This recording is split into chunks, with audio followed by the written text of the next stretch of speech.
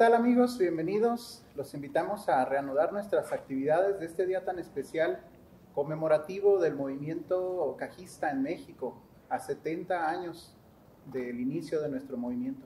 Pasen adelante por favor a nuestra siguiente sección del programa.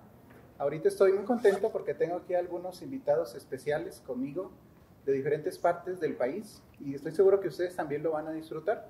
En esta mesa de análisis nos acompañan en este día la maestra Elvia Ramírez de León. Ella es catedrática de la Academia de Economía Social de la Universidad Mondragón, México. Ella también es activista y promotora de la economía social y el cooperativismo. Bienvenida, maestra Elvia. Gracias, muchas gracias. Encantada de estar con ustedes. Gracias, al contrario. También está con nosotros el licenciado César Cepeda Prado. Él es presidente del Consejo Superior del Cooperativismo de la República Mexicana. Bienvenido, César. Gracias, Ernesto. Buenas tardes. Gracias por la invitación. Un gusto, al contrario, también.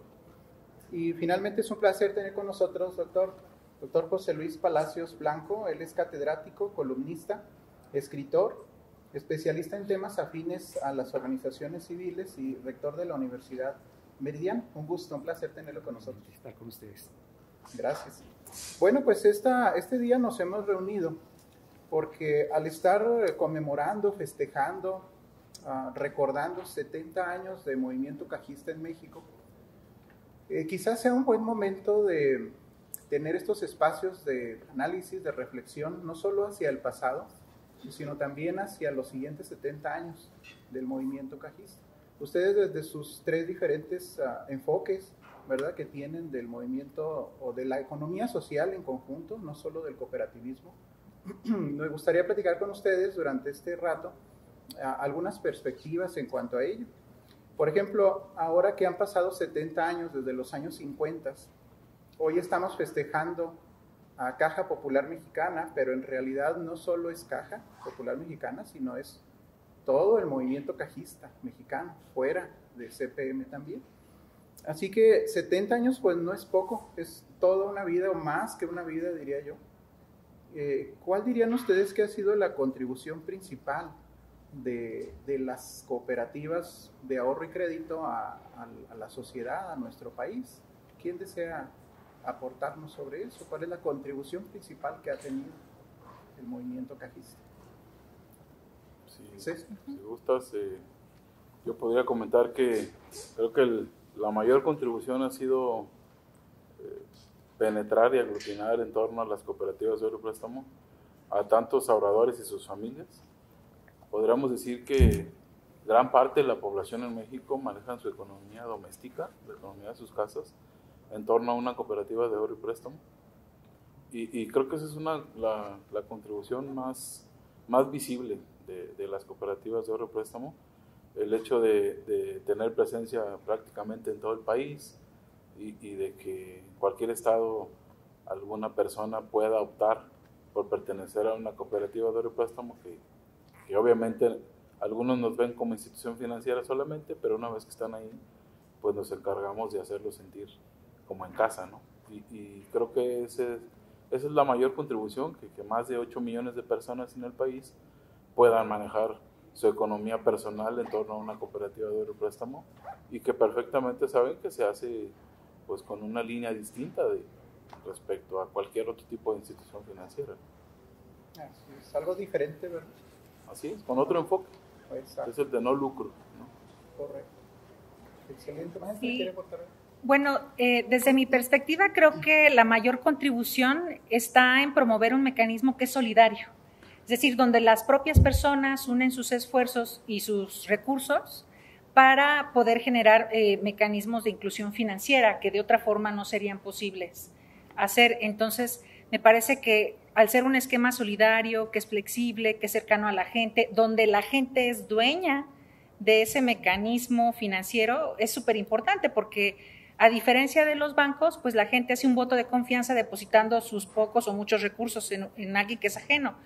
Pero en el cooperativismo financiero la gente es dueña, se hace parte de. Entonces esta idea de copropiedad, en donde todos somos dueños, nos hace que todos cuidemos un recurso que es común.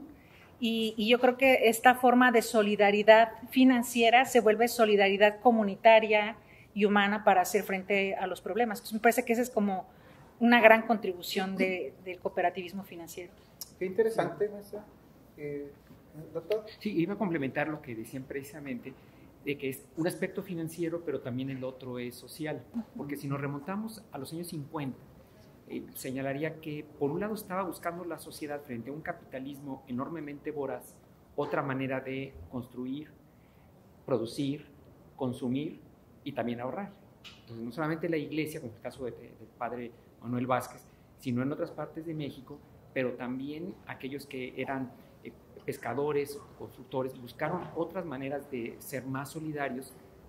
Y tercero, que ya se empezaban a dar corrientes de pensamiento en donde se pensaba que otro mundo podría ser posible, que a lo mejor esto algunos le llaman pues, el altermundismo, pero sí es una manera de defensa popular frente al avance de un capitalismo que por lo menos en estos años de la posguerra sí mostraba que era el único paradigma. Estaba la Guerra Fría, entonces todavía naciendo. Sin embargo, en América Latina estos movimientos empezaron a tomar este tipo de formas solidarias y afortunadamente también en el ámbito, como decía César, del ahorro y el préstamo.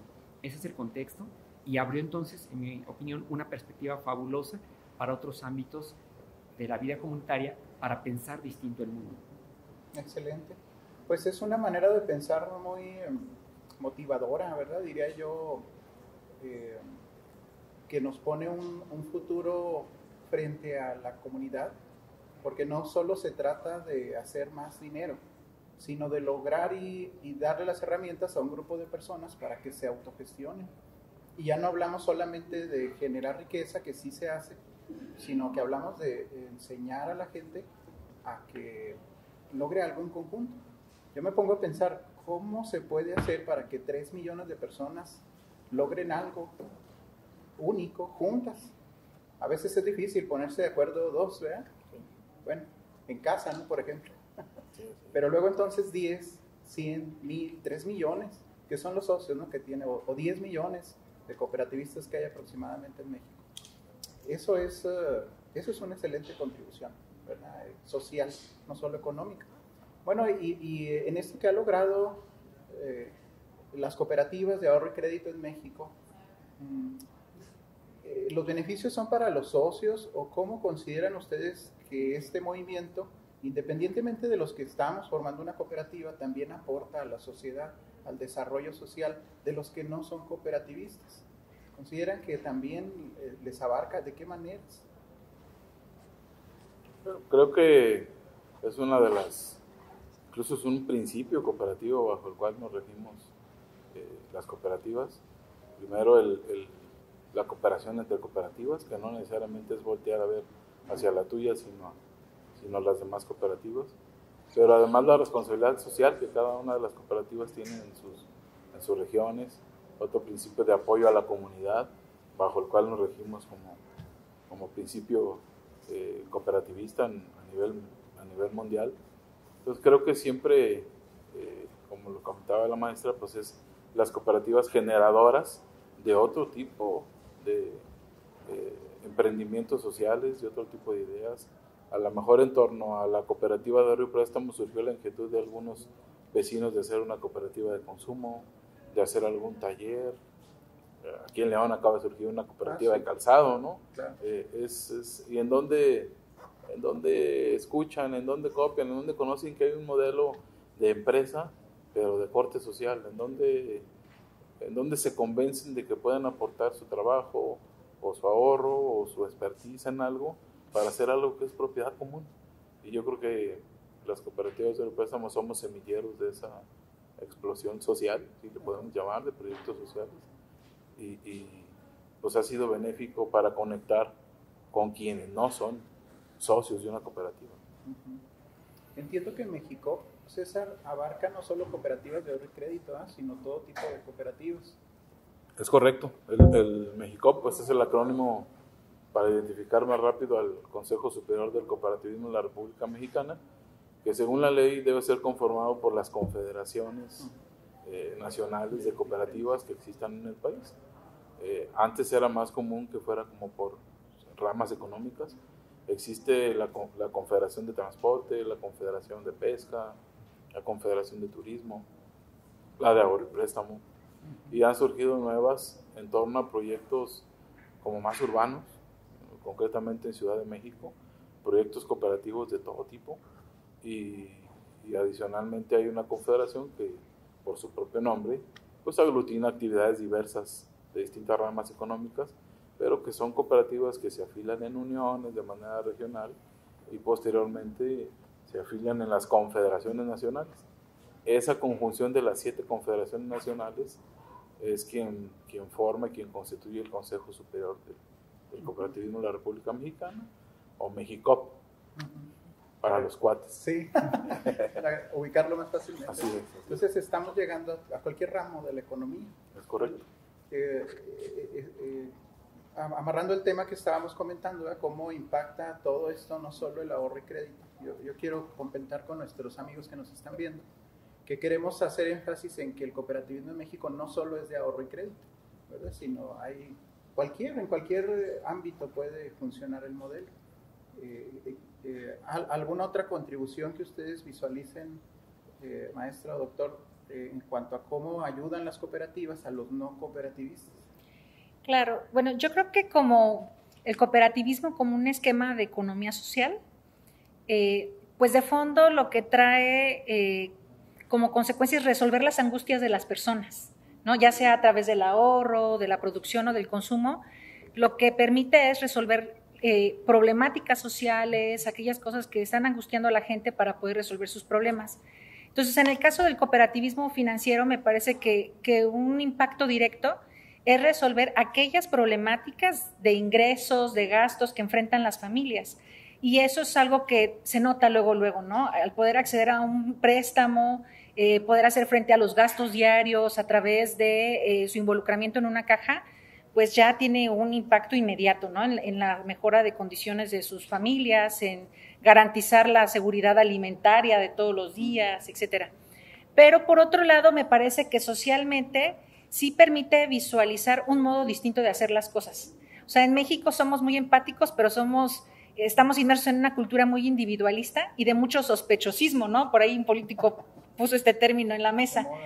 Y el cooperativismo justamente lo que nos trae a colación es dejar eso de lado para unir esfuerzos. O sea, fijarnos un objetivo común para poder sacar adelante a la gente de ciertas problemáticas. Entonces, me parece que los no cooperativistas pueden ver eso como un modo distinto de hacer las cosas. Y eso al final va siendo cultura, ¿no? El hecho de que te llame la atención de que haya gente que se une para resolver ciertas angustias, pues hace que uno se plantee si como uno hace las cosas son adecuadamente hechas o pueden ser diferentes. Y por otro lado, este principio que se mencionaba de impacto con la comunidad, de vinculación con la comunidad, pues es otro mecanismo directo o indirecto de impactar en la sociedad. Por ejemplo, hay cooperativas que pues se dedican del 3, 5 hasta el 15% de sus utilidades para hacer proyectos de impacto con la comunidad. Y esto ha permitido que haya un cambio en la mejora territorial donde está insertada la cooperativa. Y ese cambio territorial beneficia no solamente a quien está en la cooperativa, sino gente que no está involucrada, pero que se ve beneficiada de este principio que se ha adoptado de manera activa. Entonces, me parece que los beneficios no solamente se dan en un cambio de cultura, sino también en un impacto local de los beneficios que se pueden dar cuando la generosidad se extiende a aquellos que no son parte de la cooperativa. Entonces, me parece que es un beneficio muy generoso, ¿no? Y que nuevamente nos lleva a un cambio de cultura en nuestro país. Pues yo veo una propuesta interesantísima que constituye el cooperativismo. Sin embargo, veo los desafíos, Álvaro, de qué nos sucedió en la historia de la humanidad, que la pandemia, que nos desnudó, digamos, la crudeza del sistema económico que provoca tantas disparidades y que nos hace tan frágiles. ¿Qué nos sucedió como para que este tipo de modelos pudieran permear mucho más? Tiene que ver, en mi opinión, mucho con el tipo de seres humanos que nos hemos formado. Tú decías ahorita hace un momento que nos hemos formado en forma individualista, somos poco solidarios, tenemos grandes recelos. Pero si lo viéramos hacia dónde puede crecer más este tipo de modelos de organización social, veo cuestiones alentadoras. Recientemente se habla de economía circular, de economía solidaria, economía social, si no propiamente cooperativismo, me parece que la humanidad empieza a tratar de buscar otras formas más solidarias de entender el entorno después de la pandemia del COVID. Eso es esperanzador, porque si lo vemos en estadísticas, la economía social tiene todavía muy poca penetración en nuestro país, a pesar de que si viéramos los 70 años de cooperativismo, la separación entre ricos y pobres, por lo menos entre los periodos de los años 30 a los años 90, que el modelo económico de nuestro país era, digamos, más keynesiano, el gobierno dominaba más, hasta los 30 años de un periodo neoliberal, la situación social se ha recrudecido más. Entonces, aparentemente deberíamos tener una penetración mucho más amplia de modelos solidarios. Y yo lo veo por eso con optimismo, que los movimientos que hay en el mundo y en México nos deben hacer voltear a estas formas de producción, cooperación, mucho de consumo, de ahorro, mucho más solidarias como es el cooperativismo.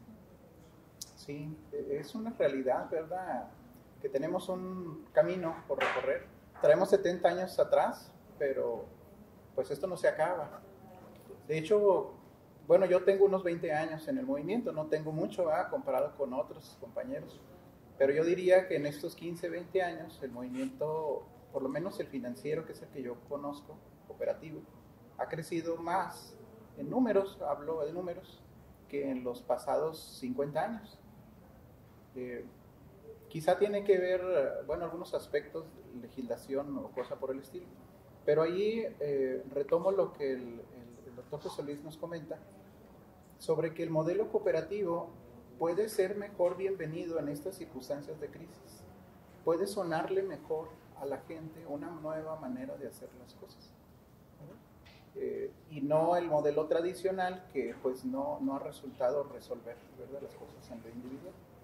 Permítanme darle un giro a la conversación, por supuesto hablando de lo mismo, de las cooperativas, pero yo me pongo a pensar, se ha hablado del cooperativismo como el tercer sector, ¿verdad?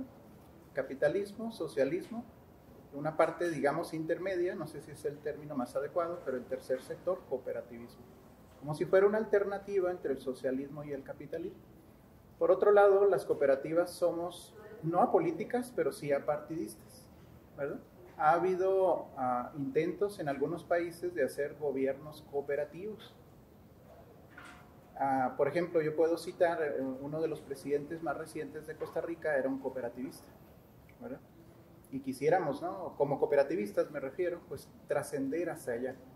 Mi pregunta es, ¿el movimiento cooperativo realmente hacia futuro debería aspirar a ser ese tercer sector, en vez del capitalismo, en vez del socialismo, tomar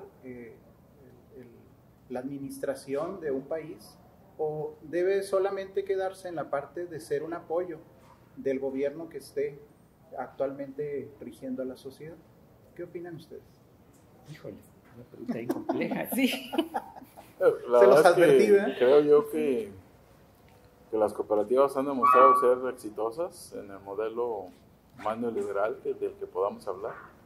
Todo el mundo decimos que Estados Unidos por tradición es el país más neoliberal, pero es un país con profundas raíces cooperativas, ¿no? También hay sus cooperativas sobre préstamo, las productoras de leche en el campo. O sea, es un cooperativismo fuertísimo en Estados Unidos, pero también hay cooperativas exitosas en Cuba, también hay cooperativas exitosas en Venezuela, en toda Latinoamérica, que en Bolivia es exitosísimo el sector cooperativo de ahorro y préstamo, y todo el tiempo está ahí como que la sombra de que son socialistas, comunistas, neoliberales o qué cosa, y creo que lo importante es que la cooperativa, como depende de las personas, creo que combina con cualquier modelo económico, pero también creo que de cierta manera el modelo económico hace que tenga mayor o menor expansión, mayor o menor penetración el cooperativismo o la economía social en algunos países, pero la figura como tal de la cooperativa, porque es el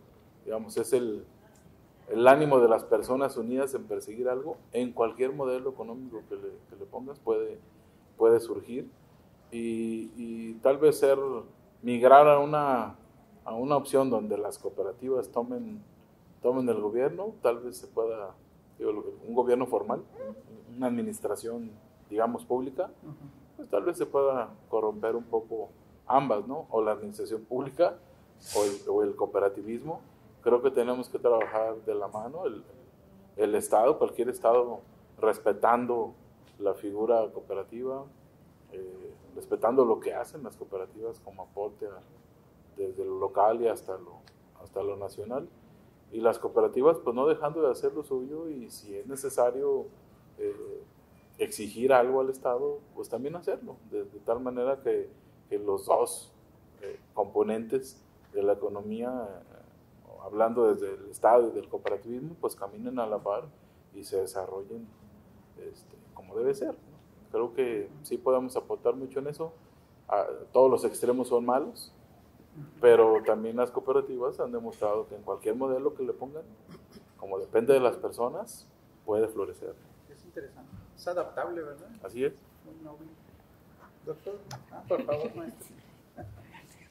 Bueno, no sé si, por ejemplo, el cooperativismo se tuviera que volver un modelo de gobierno o un sistema de gobierno, pero sí creo que el movimiento cooperativo tiene el deber político de influir en las políticas públicas.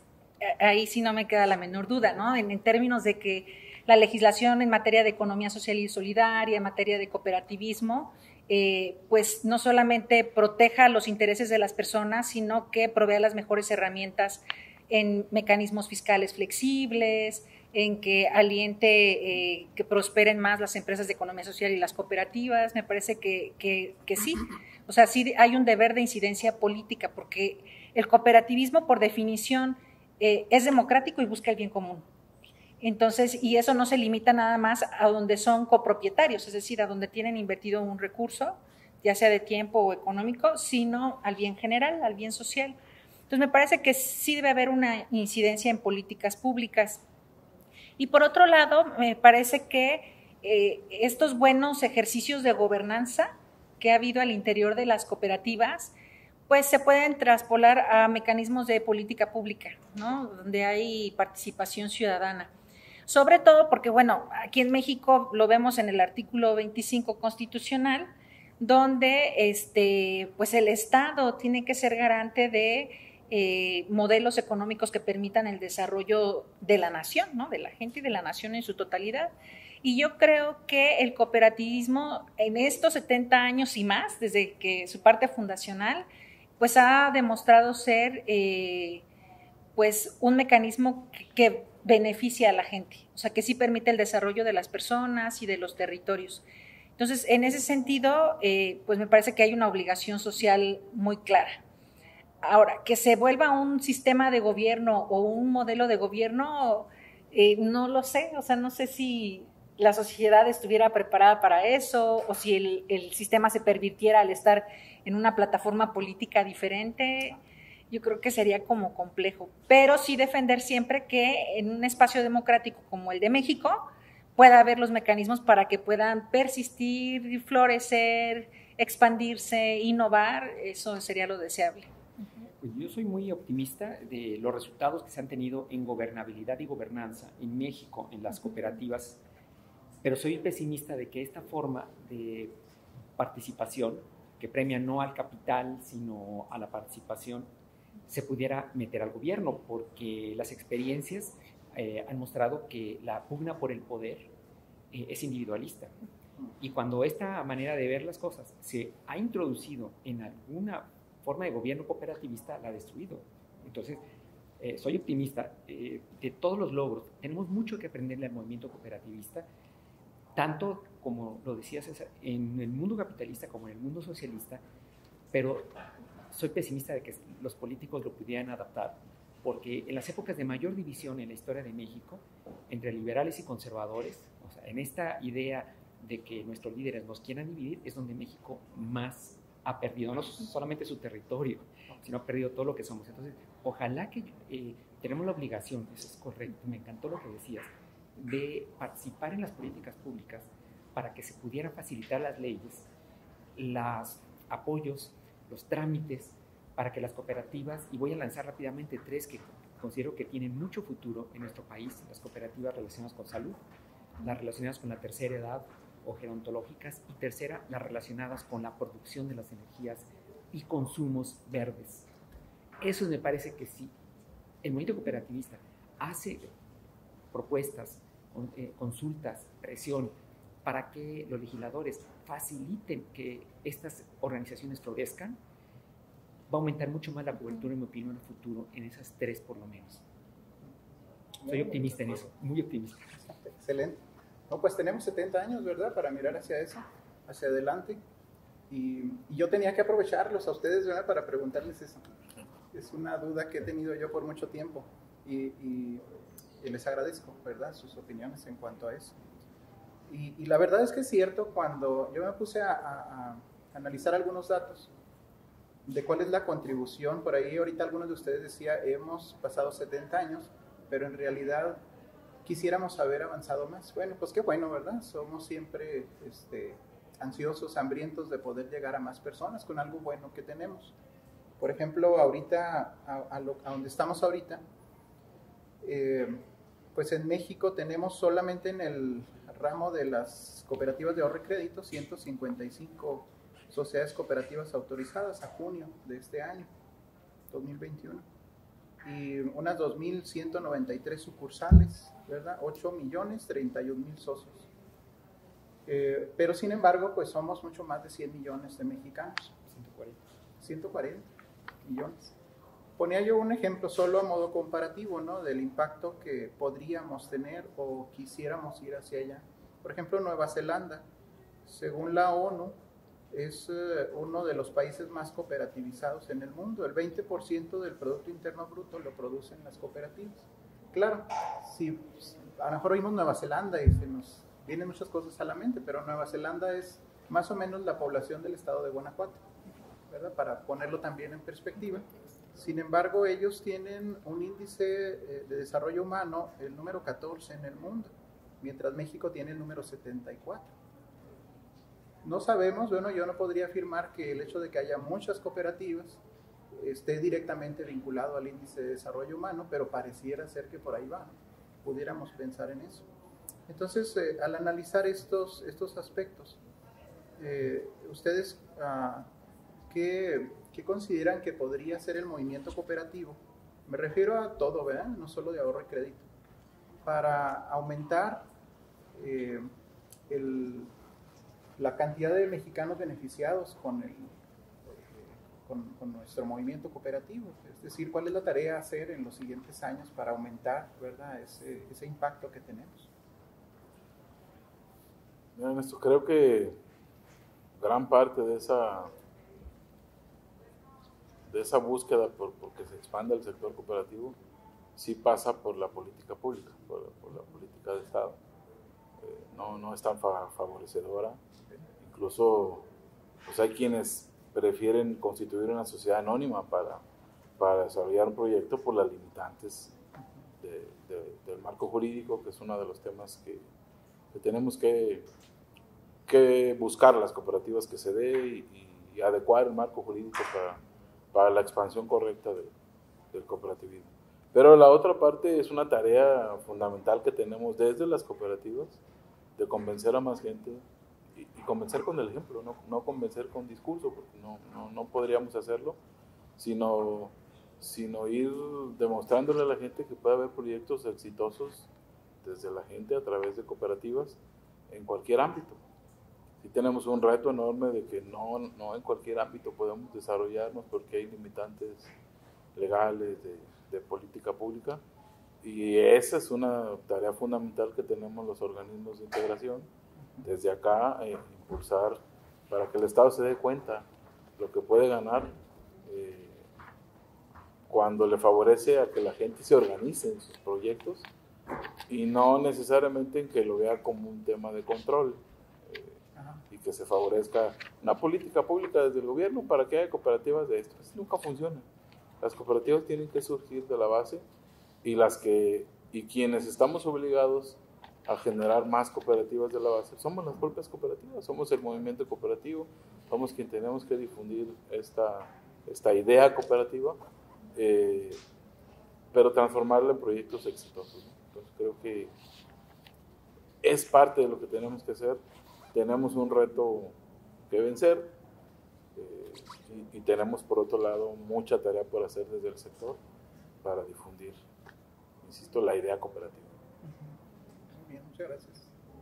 Bueno, en esta pandemia pues hemos visto que de los 12 millones de nuevas personas desempleadas que surgieron en nuestro país, alrededor del 60% son mujeres. ¿Y por qué pierden los empleos las mujeres? Porque están insertadas mayormente en el sector informal, porque esto les da la oportunidad de tener flexibilidad para combinar trabajo y familia, pero también las deja desprotegidas de cualquier prestación social. Entonces, al perder los empleos, pues han acumulado una serie de responsabilidades en casa, atendiendo a los hijos, atendiendo enfermos, y además son las que ocupan el mayor número de lugares en la primera línea de atención en el COVID, como enfermeras, como empleadas que hacen la limpieza en los hospitales, en oficinas, como doctoras, etcétera. Entonces, bueno, algunas de estas mujeres que han quedado desempleadas, pues ahora para hacer frente a las necesidades económicas de su familia, se han vuelto lo que hoy llaman las nenis, que son emprendedoras que han hecho uso de los medios electrónicos como el WhatsApp o el Facebook para poder vender. Sin embargo, si se organizaran como en una forma cooperativa, estas emprendedoras podrían constituirse como empresas sociales que les permita mayor sostenibilidad en el tiempo y que pudieran permanecer. Por otra parte, pues también hemos visto que pueden surgir cooperativas de plataforma, lo que se conoce como cooperativas de plataforma, para proveer servicios de cuidado de menores, de adultos mayores, de personas que sufren alguna enfermedad crónica o alguna discapacidad, y que esto permita descargar el cúmulo de responsabilidades que han caído sobre los hombros de las mujeres. Y por otro lado, pues se pueden emprender nuevos financiamientos de innovación en materia de salud, como decía el doctor, pero en materia de inclusión financiera me parece que se puede apoyar a las familias y concretamente a las mujeres para que puedan acceder a préstamos que no sean micro, porque muchos de los créditos que se destinan a las mujeres son microcréditos porque se tiene la idea de que como ellas no tienen ingresos, son malas pagadoras. Sin embargo, los estudios de educación financiera muestran que las mujeres pagan a tiempo, que pueden quedarse sin comer, pero no dejan de pagar. Y por otro lado, las inversiones micro no les permiten realmente capitalizarse para hacer proyectos de emprendimiento que les permita satisfacer las necesidades de su familia. Hoy en México, más o menos, según la última encuesta de inclusión financiera del 2018, el 50% de la población que puede tener una cuenta bancaria en nuestro país tiene una cuenta bancaria. Más o menos la mitad de la población, o sea que estamos hablando de que de los 126 millones que reportó el INEGI, 60 millones tienen acceso a una cuenta bancaria. Y de esos más o menos el 40% son mujeres, de los que tienen una cuenta bancaria. Pero cuando vemos el acceso al crédito, el porcentaje de mujeres que accede al crédito es mucho menor que el porcentaje de los hombres. Y por otro lado, solamente el 9% de las transacciones financieras en nuestro país se hace por medios electrónicos. El 91% se sigue haciendo en efectivo. Entonces yo creo que si se hicieran productos financieros dirigidos a mujeres, que les permita capitalizarse, emprender iniciativas productivas, que les permita incluirse digitalmente, ¿no? Que puedan tener un dispositivo, una conexión a una red, pueden ser socias de las cooperativas y formar nuevas cooperativas, ¿no? Entonces a mí me parece que la oportunidad de hacer una labor de educación financiera, de inclusión financiera, puede generar emprendimientos de mujeres y cooperativas de mujeres que beneficien al país, porque también se ha demostrado que el 90% del ingreso que recibe la mujer va para su familia, mientras que solamente el 50% del ingreso que recibe el hombre va para la familia. Eso es muy interesante, cómo el gasto que hacen hombres y mujeres a su familia pues genera un beneficio social. Entonces, me parece que son oportunidades que podemos encontrar. Sí, en cuanto al camino para fomentar el cooperativismo que tú comentabas, Álvaro, bueno, sí está también la formación. Las universidades han privilegiado los programas emprendedores, sin embargo, ¿cómo poder meter este tipo de filosofías para quienes quisieran experimentar, pero en un programa emprendedor cooperativista? Ese es un desafío enorme. Otro, ¿cómo poder, con esta política del gobierno federal de reducir considerablemente todos los programas que se daban de apoyo a las microempresas, a emprendedores, etcétera, que ahora desaparecieron? ¿Cómo poder, a través de estas políticas públicas, que por un lado decía César, facilite la constitución de una cooperativa, pero también en aquellos programas sociales que se dan, que pudieran tener alrededor una organización social para que esto se pudiera convertir en otra manera de distribuir ese ingreso y compartir esos excedentes. Menciono por último otro que considero que pudiera ser interesantísimo trabajar a futuro, y sería, en mi opinión, las asociaciones civiles, que en México, al no encontrar una cabida en las formas cooperativas de consumo, producción, construcción, ahorro, cómo poder estas tener otra manera de organizarse, de gobernarse, para que pudieran expandir ya en su forma de operar el modelo cooperativista. Porque si bien tiene una noble función, no siempre han estado enfocadas a que todos sean los beneficiados de los ingresos que se tengan, por ejemplo, en las asociaciones civiles, que no es así. En el caso de las cooperativas sí lo son. Yo mencionaría eso también como una ruta interesantísima. Considero que una alta proporción de asociaciones civiles pudieran transformarse, sobre todo aquellas que están muy orientadas a mecanismos de producción y de consumo, en cooperativas. Y eso es un camino o una ruta de qué tan fácil es, con cambios a la Constitución que se hicieran, el facilitar, como se hizo en el periodo previo a los 70 años del cooperativismo, me refiero al periodo del inicio del periodo de Lázaro Cárdenas, de los años 30, en donde se hizo tan masivo y sin embargo esas formas de organización desaparecieron. Yo lo remoto, ojalá que eso se pudiera hacer a futuro. Yo por ahí veo, insisto, soy optimista de lo que pueda hacer el cooperativismo por el futuro de México. Excelente, pues les agradezco su enfoque, ¿verdad?, en cuanto a esta pregunta. Y seguramente nuestros amigos que nos ven, pues hemos adquirido aquí varias opciones, ¿verdad?, de cómo hacer crecer el movimiento, de los tres, ¿verdad?, que me comentaron, diferentes frentes, diferentes enfoques, políticas públicas, apoyo a la mujer y los otros aspectos en cuanto al desarrollo de las empresas, ¿verdad?, las microempresas. Hay mucho que hacer y estamos dispuestos a hacerlo, ¿verdad? Es lo que mejor nos gusta hacer a los cooperativistas. Hablando de eso, ¿qué dirían ustedes? Si me permite el doctor Palacios, voy a cambiar un poquito el orden, si nos pudiera responder en primer lugar. ¿En qué dirían ustedes en ese reto que tenemos de cooperativizar el país? A quien lo desee, ¿verdad? Porque recuerden que es adhesión abierta y voluntaria. El profesor Florencio Eguía decía, el cooperativismo no es para todos, es para quien lo desee, ¿no? Así que en esa tarea que tenemos, ¿qué es lo que mejor hacemos las cooperativas? ¿En qué somos especialistas? ¿Qué hacemos las cooperativas que nadie más puede hacer? Y que ahí es donde podríamos pues aprovechar, ¿verdad?, ese expertise que tenemos. ¿Qué diría usted? Bueno, si nos vamos a las estadísticas, sin duda en la economía y en las finanzas, ¿sí? Pero la experiencia que tuve en comunidades rurales, en comunidades marginadas, en la construcción de otra forma de organizarse, en la construcción de vivienda, en el consumo a través de la producción y distribución de alimentos, me hace como reflexionar que mucho es lo que tendríamos que hacer para que las cooperativas que son de ahorro invitaran en los proyectos y en alguna forma de asesoramiento para que recibiera ese préstamo algún tipo de organización constituida y no solamente decir, bueno, te invito a que te afilies, a que seas socio de la caja.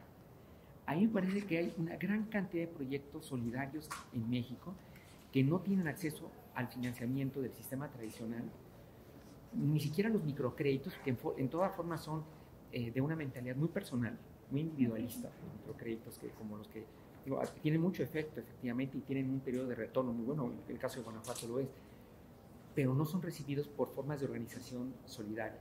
Ese me parece que es el reto que tendría el cooperativismo en México. Lo digo desde, digamos, el espacio en la trinchera de las organizaciones civiles, que no tienen ni la cultura, ni el acceso, ni la constitución legal de una cooperativa. Ahí es un terreno enorme y señalo uno que en Guanajuato estamos construyendo, son los centros gerontológicos. Para esta enorme población de tercera edad, el 75% que no tiene ningún acceso, de acuerdo al cambio de la pirámide poblacional, y no tiene en ningún momento algún tipo de filosofía cooperativista. Esto que yo le llamo en Guanajuato las comunas gerontológicas son por naturaleza cooperativas de vida en común. Un buen espacio. Sí. Bueno, yo creo que algo que ha hecho muy bien el cooperativismo son tres cosas. La primera es dar esperanza. O sea, me parece que de verdad, y no es una esperanza que promueve que ojalá llegue alguien a resolver los problemas, sino que te invita a tener una certidumbre activa, ¿no? De involucrarte en la solución de tus problemas, en la discusión con los demás de cómo salir adelante en cierta situación, etcétera. Entonces, esa es una cosa. Lo segundo es que da empoderamiento, ¿no? Permite que las personas tomen decisiones sobre las cosas que le interesan. En el caso de la caja, pues cómo se van a usar sus ahorros, a qué tipo de productos pueden privilegiarse en la asamblea, qué decisiones se pueden tomar, obtener información, ser parte de. Entonces me parece que son un mecanismo de empoderamiento de las personas, ¿no? Que las personas puedan tomar decisiones y ser parte de de una empresa social concretamente. Y lo tercero es que por este principio de vinculación con la comunidad permiten la transformación social, ¿no? Entonces yo creo que esta triada es muy noble, ¿no? Dar esperanza, empoderar a la gente, transformar socialmente, pues son de las mayores ventajas que yo veo en el cooperativismo. De acuerdo, ¿no? Es lo que mejor sabemos hacer. Sí. Gracias por ese aporte. Como que lo que mejor sabemos hacer es enrolar, es motivar a la gente a que piense que se pueden hacer las cosas de otra manera. Que de pronto vean una institución de corte social haciendo lo impensable.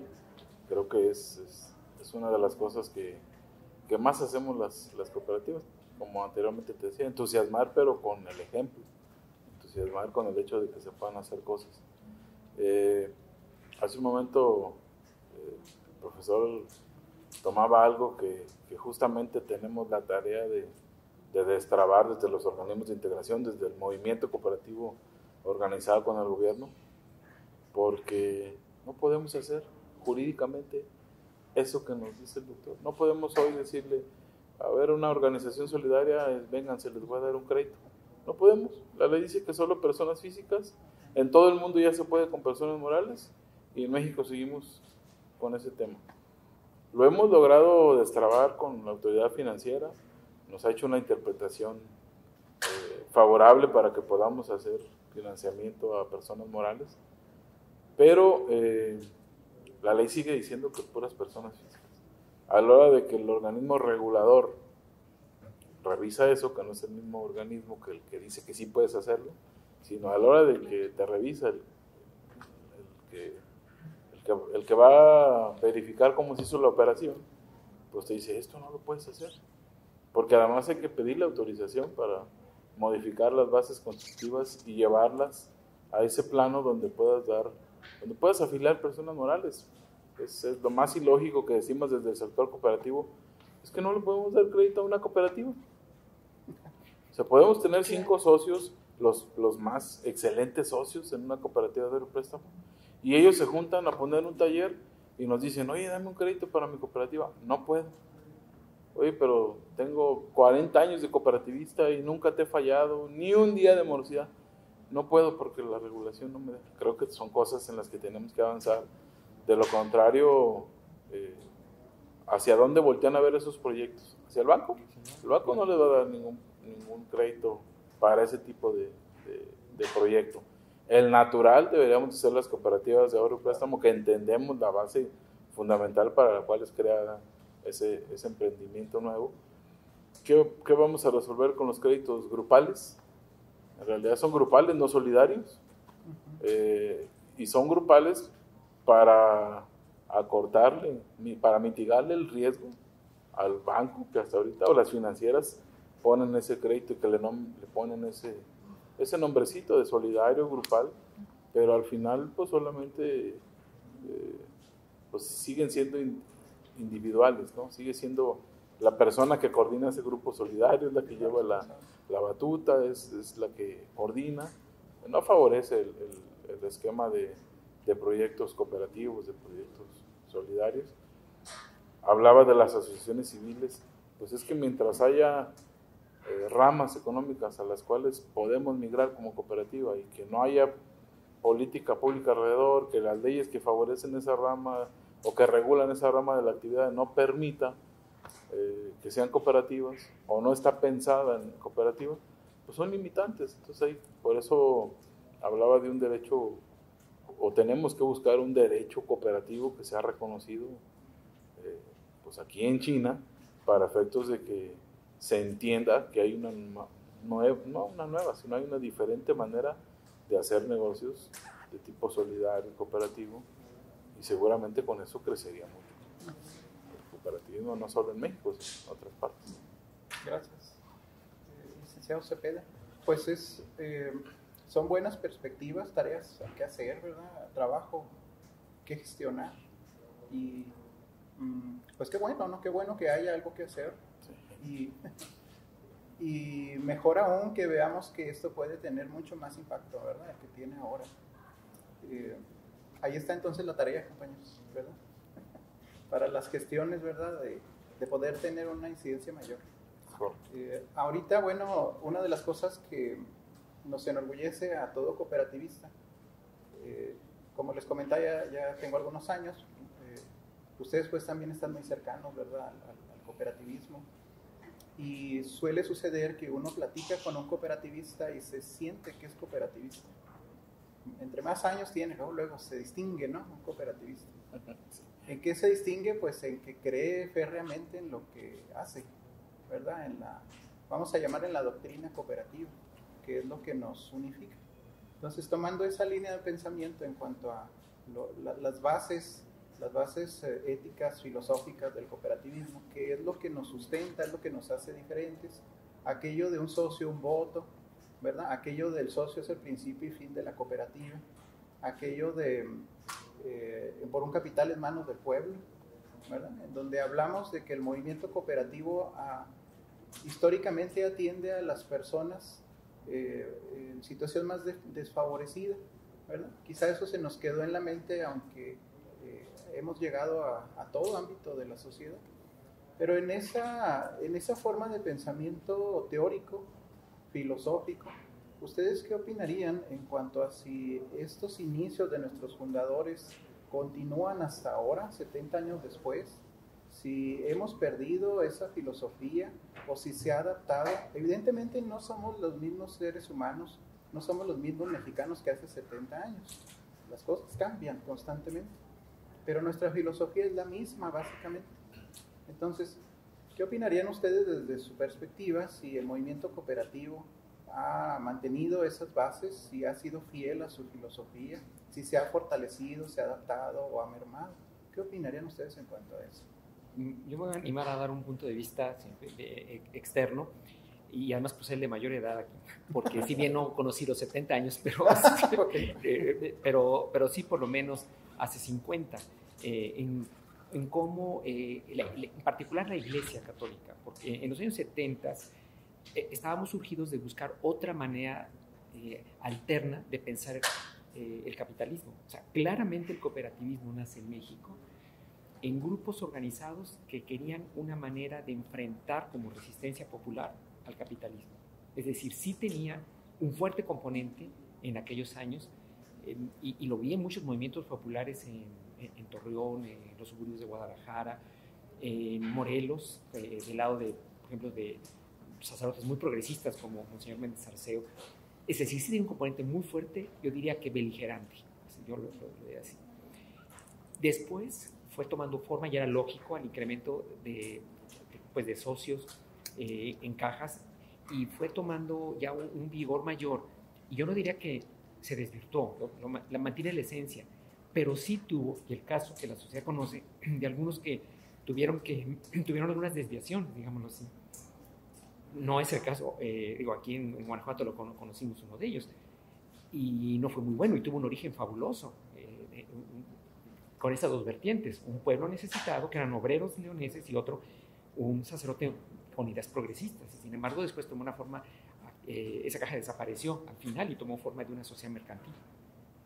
Yo creo que la esencia se mantiene, en mi opinión. E insisto en este optimismo que es propio del altermundismo, de que sí es un testimonio el que va a seguir dando el cooperativismo, pero insisto que tenemos que buscarle la cuadratura al círculo para que llegue a la sociedad que no va a ser nunca socio, pero necesita la filosofía cooperativista. Ahí me parece que está el enorme desafío. Bueno, yo veo que sí se mantiene la doctrina cooperativista, pero sí hacen falta nuevos mecanismos de difusión y de divulgación, tanto dentro de las cooperativas como fuera de las cooperativas. Porque, al menos desde la mirada que yo tengo, veo que a lo mejor algunas cooperativas, en el ánimo de un pragmatismo que les permita sobrevivir, privilegian la operación y a veces descuidan un poquito la filosofía. Pero aquellas que la han cuidado necesitan mejorar sus mecanismos de difusión. Yo lo pienso sobre todo para llegar a los jóvenes, a las y a los jóvenes, porque, por ejemplo, en la Universidad Mondragón, cuando todos tienen una materia transversal de Economía Social y Solidaria en cuarto semestre, independientemente de la carrera, todos y todas llevan esa materia. Cuando les damos a conocer la filosofía cooperativista, los valores, los principios, dicen, ¿y esto por qué nunca lo hemos escuchado? O sea, no hay un mecanismo que los exponga suficiente a esta nueva forma de hacer negocios, de vincularse con la comunidad, de hacer proyectos conjuntos. Y cuando los empezamos a poner a investigar, por ejemplo, en el reporte mundial de cooperativismo, en el World Cooperative Monitor, que saca sus resultados anualmente, dicen, es que yo no tenía idea de que generaban tantos millones de empleos, que había tantos millones de personas involucradas, que genera tantos millones de dólares anualmente, porque esta información no la tenemos. Y cuando ellos empiezan a ver que no es una idea romántica, porque también una vez algún alumno me dijo, es que esa idea es muy rosa, maestra. Bueno, suena muy romántica, pero es viable. Y ya cuando ven las estadísticas dicen, no, sí es viable y sí es negocio, ¿no? Entonces yo creo que cuando se les expone a la información, a las buenas prácticas, al impacto que tiene en la vida de las personas, al cambio local que se puede producir, entonces lo ven como una alternativa que es pensable, que es realizable y que es posible desde sus esfuerzos. Entonces yo sí veo que, por ejemplo, ahora con este avance en digitalización que nos empujó la pandemia, nos da la oportunidad de crear nuevos mecanismos de encuentro con las juventudes, ¿no? Para que la filosofía cooperativista llegue a todo el mundo, independientemente de si al final optan por el cooperativismo como una forma de vida o no, pero sí es indispensable. Fíjate, Ernesto, que creo que todavía está en la columna vertebral sobre todo del cajismo, de las de ahorro y préstamo. Sí está perfectamente arraigado el tema de los principios, valores, lo que nos han dejado nuestros fundadores, pero también creo que está arraigado gracias a que todavía existe gente con experiencia de hace mucho tiempo y que no, pues han mantenido la idea de estar desarrollando este tema. Por otro lado, veo bastantes riesgos hace rato lo comentaba la maestra Elia, se privilegia la operación. Hay cooperativas preocupadísimas el 100% de su tiempo en cumplir con una regulación, en cumplir con un manual, en cumplir con un reporte, y le dejan poca energía y poco presupuesto al tema de la formación cooperativa. También creo un riesgo bastante grande, un tema cultural como país, donde muchos creen que formar una cooperativa es formarte en una fila para que te den el recurso para hacer una cooperativa. Cuando desde las cooperativas les decimos, una cooperativa es algo exitosísimo, con eso puedes salir de la pobreza. Ay, ¿dónde dan el dinero para salir de la pobreza a través de esa cooperativa? Dice, no, es que tienes que trabajar mucho para que esa cooperativa te saque de la pobreza. Ah, no, pues ocupo soluciones de corto plazo, ¿no? Entonces hay una gran tentación por parte del gobierno de decir, vamos a crear cooperativas que no vienen de la gente, otra parte de la gente esperando apoyos para crear cooperativas o organizaciones solidarias, y poca gente convencida de que el esfuerzo propio es el que nos va a llevar y sacar adelante. Pero creo que sí, ningún extremo es bueno. Hace un momento platicabas tú, justamente a raíz de un marco jurídico más robusto, se han se han autorizado muchas más cooperativas, hay 8 millones de personas ahorrando en un sector formal, autorizado, supervisado en las cooperativas de ahorro y préstamo. Podría ser mucho mayor y está esta tendencia de irte más hacia el lado financiero. Yo en varios lugares he hecho algunas presentaciones donde digo, mira, hay dos círculos entrelazados, uno es el sistema financiero y otro es del lado social, y la verdad es que las cooperativas nos vemos muy cargadas hacia el lado social, hacia el lado financiero, porque nos tienen preocupados por cumplir con un tema de regulación, y lo digo así, preocupados, y creo que tenemos una tarea de que esa regulación sea mucho más favorecedora de la actividad cooperativa, sin dejar de lado que tenemos que ser los más profesionales en cuidar el dinero, en garantizar el dinero de la gente, en generar recursos para más proyectos, pero hay mucho margen dentro de la regulación o no regulación, dentro del marco jurídico, lo que no está normado, para que las cooperativas pudieran tener una mayor expansión.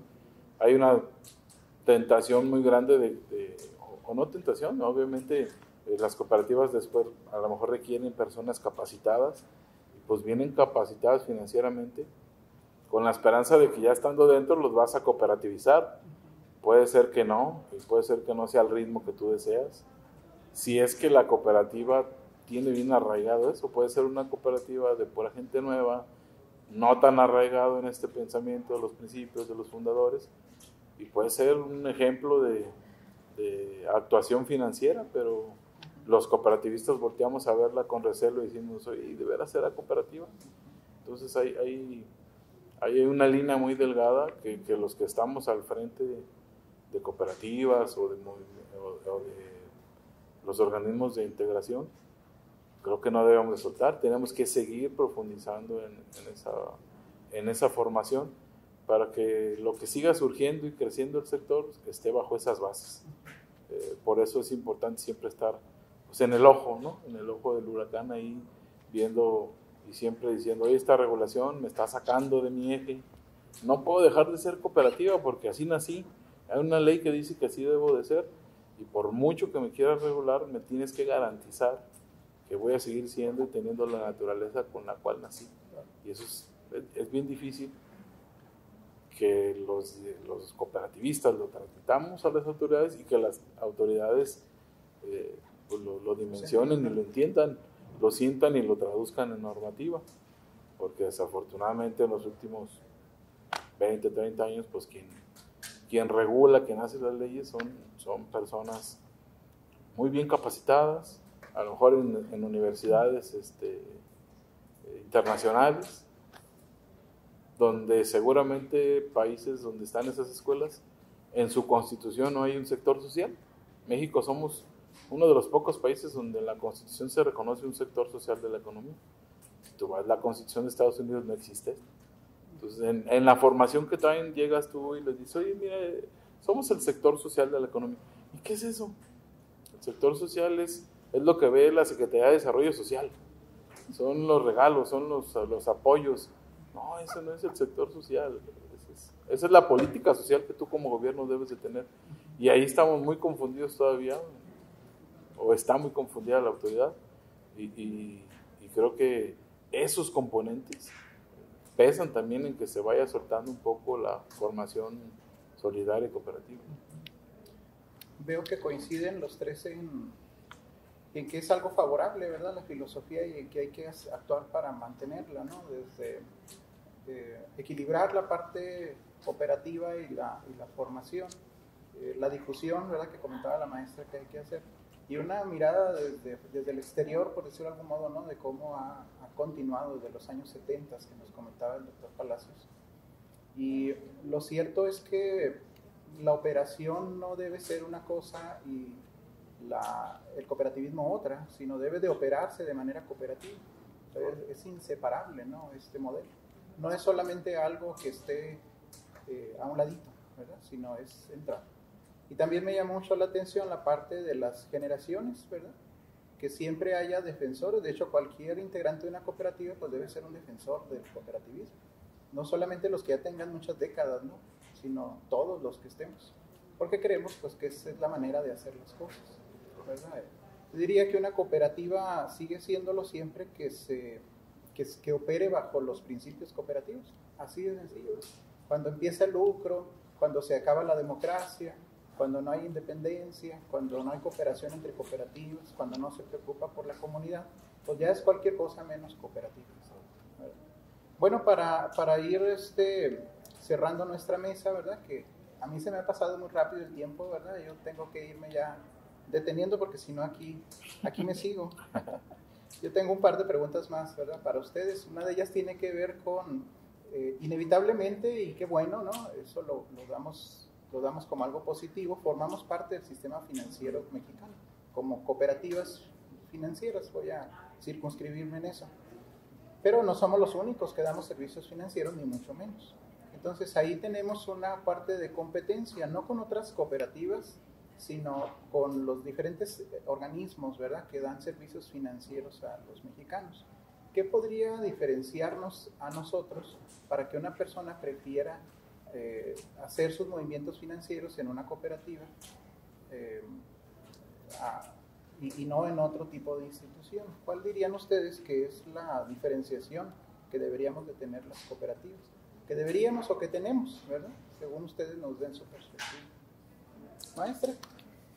Bueno, la primera es que al involucrarse en una cooperativa te vuelves socio, eres copropietario, ¿no? Mientras que en un servicio financiero tradicional, en la banca tradicional, nada más eres un cliente, ¿no?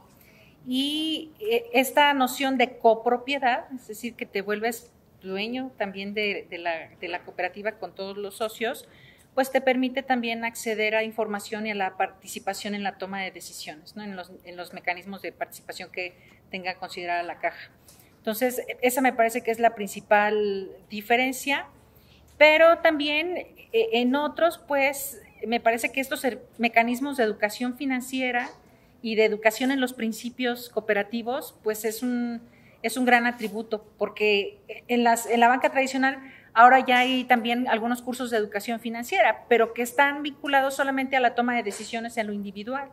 Y yo creo que esta mirada siempre comunitaria, solidaria, que promueven las cajas cooperativas, pues es necesaria justamente para promover el desarrollo local. De otra forma no se logra, o se logra con impactos muy aislados, ¿no? Como lo hace la banca tradicional. Bien, buenos diferenciadores.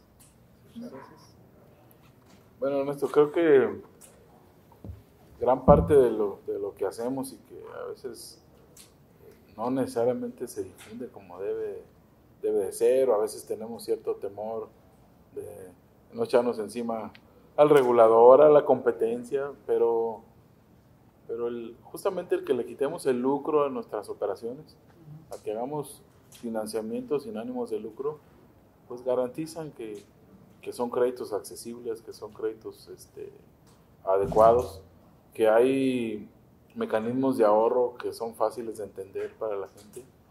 Creo que somos un mejor contacto de las familias hacia el sistema financiero, las cooperativas, que directamente ir a un banco. Y justamente creo que ahí hacemos una labor complementaria, que no debiera ser incluso competencia, pero que las personas entre más conozcan cómo es que operan, cuál es el ánimo de las cooperativas de ahorro y préstamo, habría muchos más convencidos. Si la educación financiera que dieran desde los bancos fuera para realmente plasmarle a la gente cómo se compone el sistema financiero y en dónde tiene más ventajas, nos harían el trabajo, o deberían de decirle a la gente, tienes ventajas en las cooperativas de ahorro y préstamo. Evidentemente los cursos son para que uses mejor tu tarjeta de crédito, para que compres un seguro, son para provocar una situación comercial y no una educación financiera como tal. Yo creo que lo que menos les interesaría es que la gente estuviera educada financieramente, porque se iría mucho de los negocios de comisiones, de morosidades, de cobranzas, de todo ese tipo de cosas que pues, incluso los socios de las cooperativas padecen también en los bancos y que tienen que operar por necesidad o por gusto. Pero creo que las cooperativas tenemos muchos diferenciadores que pueden favorecernos. Creo que nos hace falta difundirlo más para que la gente se convenza pero evidentemente pues también hace falta una fortaleza por parte de las cooperativas para también generar esa confianza que requiere la gente. Gracias. Sí, por el tiempo, rápidamente, sí hay segmentos de mercado, vamos a decirlo así, si la terminología lo permite, entre quienes toman un servicio financiero tradicional y quienes toman un servicio financiero cooperativista, ¿no?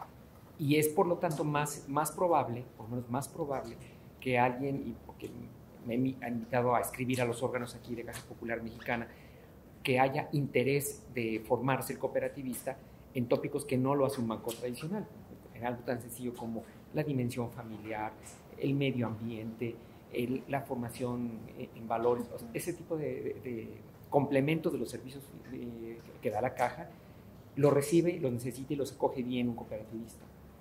Pero yo insistiría en que el diferenciador no solamente está en que tiene tasas más bajas, es más flexible el préstamo. Yo insisto en que debe haber una orientación para que lo aplique en muchos de los proyectos de vida que tiene el cooperativista, porque hay una alta probabilidad de que piense al menos un poco distinto al que se inscribe solamente en un banco. ¿Sí? ¿Listo? Excelente, muy bien. Bueno, ya me dejó pensando, doctor, ¿verdad? Esa es la idea, ¿verdad? Espero que ustedes también, ¿verdad? Compañeros. Muy bien, bueno, pues estamos cerrando esta mesa de análisis y ahorita están con nosotros pues bastantes aquí compañeros, tanto presencialmente como por Zoom y por YouTube, compañeros colaboradores, dirigentes. Me gustaría que para finalizar una última ronda ustedes pudieran dejarles algún mensaje a ellos, ¿verdad? Que nos están viendo. Estamos cumpliendo 70 años de Caja Popular Mexicana y del movimiento cajista en México. Entonces, mis compañeros que están aquí, ¿verdad? Colaboradores, que toman decisiones en la operación, dirigentes, socios también que nos están observando a distancia, ¿verdad? De sucursales, incluso público en general, pero especialmente a los de casa, ¿no? A los de adentro, de Caja Popular Mexicana. ¿Qué mensaje les darían ustedes para finalizar, si me permiten?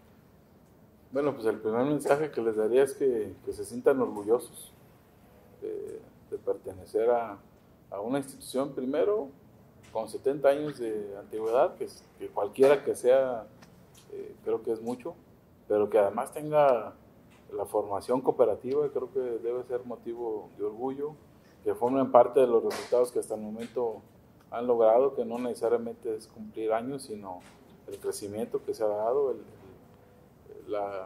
el ofrecer servicios por todo el país, el divulgar la idea cooperativa. Creo que es motivo de orgullo para cualquier persona que participe en cualquier actividad operativa, en cualquier actividad directiva de la cooperativa.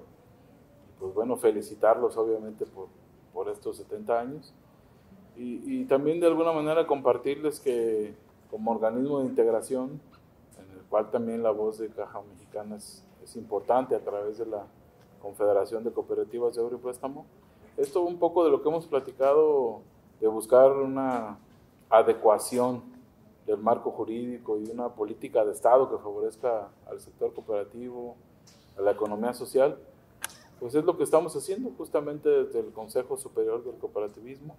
Estamos impulsando esta nueva política de Estado basada en 3 cosas: en profundizar el derecho cooperativo en México, en adecuar el marco fiscal que respete estas particularidades del derecho cooperativo y que existan políticas públicas que fomenten el cooperativismo de todas las ramas, no solo de ahorro y préstamo, pero una política pública no necesariamente significa dinero en especie. Mucho nos ayudarían con adecuar la regulación, con adecuar ciertos programas, con adecuar reglamentaciones que tienen las distintas secretarías para permitir empresas de todo tipo de manera cooperativa. Creo que el doctor inició hablando de cooperativas de energía, cooperativas de salud. Pues hoy por hoy todas las leyes, todas las regulaciones no permiten cooperativas, no están diseñadas para ello. Incluso se pueden hacer alianzas con cooperativas de otro país, pero la inversión extranjera está limitada para, aún seas cooperativa o seas empresa, y eso hace que se tengan que optar por otras medidas y no necesariamente constituir organizaciones cooperativas para resolver nuestros temas. Entonces, un mensaje claro desde Mexicop es que estamos haciendo lo necesario para que el sector cooperativo se profundice y pues ustedes son parte de esto, ¿no? Muchísimas gracias por invitarnos y felicidades a todos. No sé quién dijo esta frase, pero dicen que para hacer un gran proyecto se necesita un soñador y un perfeccionista. Y yo creo que en el cooperativismo ha persistido justamente porque ha habido muchos soñadores y muchos perfeccionistas. Es decir, que esta conjugación de principios y valores llevados a la práctica con pericia, con profesionalismo, con técnica, pues es lo que ha permitido y va a permitir que el cooperativismo siga siendo un modelo que es humanamente sostenible. Y yo creo que eso es lo más importante. Entonces, pues desde la Universidad Mondragón, México, realmente nos congratulamos por los 70 años de la Caja Popular Mexicana. El cooperativismo está en nuestro ADN, estamos hermanados en esta visión de valores y principios para un mundo más justo, y pues solamente invitarlas e invitarlos a que se adentren en el cooperativismo como una forma de vida dentro y fuera de las cooperativas. Muchas gracias. Sí, agradecer también la invitación, felicitarles por los 70 años y insisto en que el optimismo debe ser parte de esta tarea de los siguientes 70 años que tenga Caja Popular y el cooperativismo, porque el gusto que deben tener en depositar una cantidad de dinero no es en hacer más rico al capitalista, sea nacional o sea extranjero, escocés, norteamericano, alemán, en fin, sino que contribuye a que otros mexicanos construyan una sociedad más solidaria y justa. Ese me parece que es parte del orgullo que decías, sí. César. Quizás no todos lo tienen consciente, pero es muy distinto ahorrar para enriquecer a uno a ponerlo en la mesa en común para que se beneficien todos. Muchas gracias. Al contrario, muchas gracias a los tres. Ha sido un deleite tenerlos con nosotros. Ellos son César Cepeda, presidente del Consejo Superior del Cooperativismo de la República Mexicana, México. Ella es la maestra Elvia Ramírez, que estuvo hoy con nosotros, catedrática de la Universidad de Mondragón. Y él es José Luis Palacios, catedrático, columnista y rector de la Universidad Meridiana. Ha sido un privilegio compartir con hoy ustedes esta mesa de análisis, compañeros. Y pues les agradecemos mucho a ustedes también que nos estuvieron siguiendo en esta mesa de análisis. Apreciamos mucho el tiempo que han dedicado y deseamos de todo corazón que pueda surgir algo en ustedes, alguna idea, algún objetivo, alguna meta, con alguno de los puntos, ¿verdad?, que escuchamos en esta mesa de reflexión, de análisis y de contribución, ¿verdad?, de tres personas, tanto de dentro como fuera del cooperativismo. Aprovecho también para agradecer a mis compañeros que hoy fueron maestros de ceremonias, Damaris Quijas, Roberto Rivera Sancén. Muchas gracias por dirigirnos en este evento y gracias por su atención.